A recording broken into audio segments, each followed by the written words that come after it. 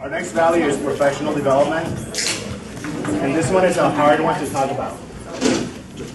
So let's define this. This is from, again, the definition is professional development. We believe that supporting and focusing meaningful professional growth will ensure that we have effective employees in all positions.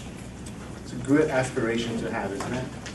Meaningful professional growth, having effective employees in every position.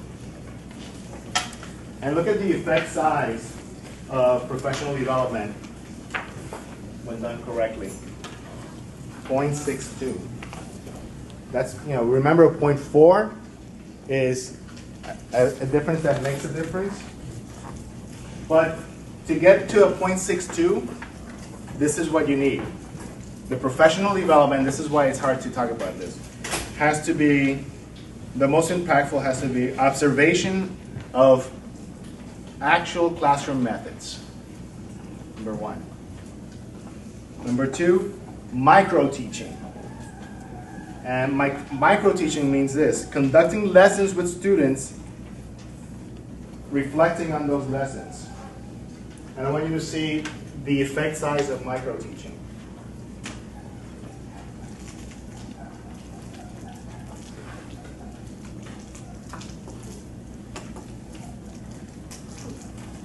Effect size of micro-teaching is 0.88.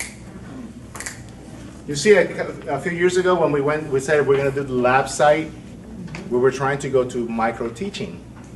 But it kind of got diverted because we stopped doing come and listen. And so people went, I'll come and give you.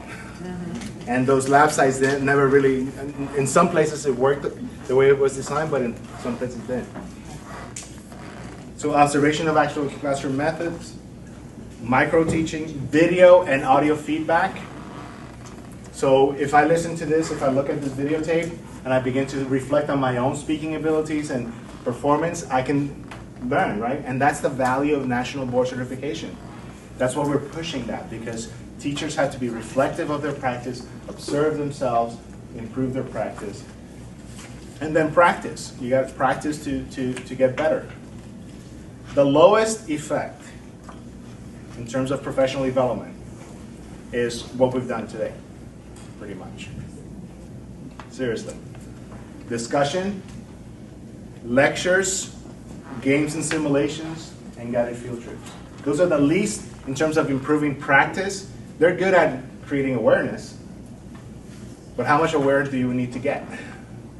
And if you think about our practice in terms of professional development, but the ones that you've been to or the ones that you've planned, the ones you've conducted, often it focuses on what?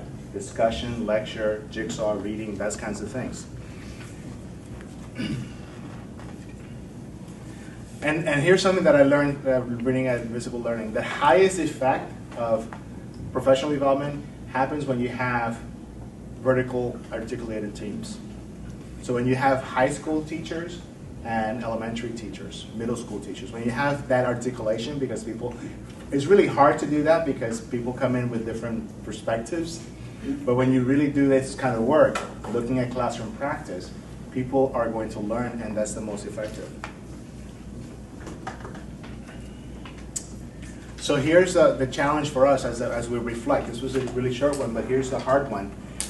I really want you to consider the professional development that you have planned for this week, for this month, for next month, with this view of visible learning, the effect size, micro-teaching, looking at actual classroom methods, and how do they compare versus what the research is suggesting, and what will you do about it? So talk to your partner about that.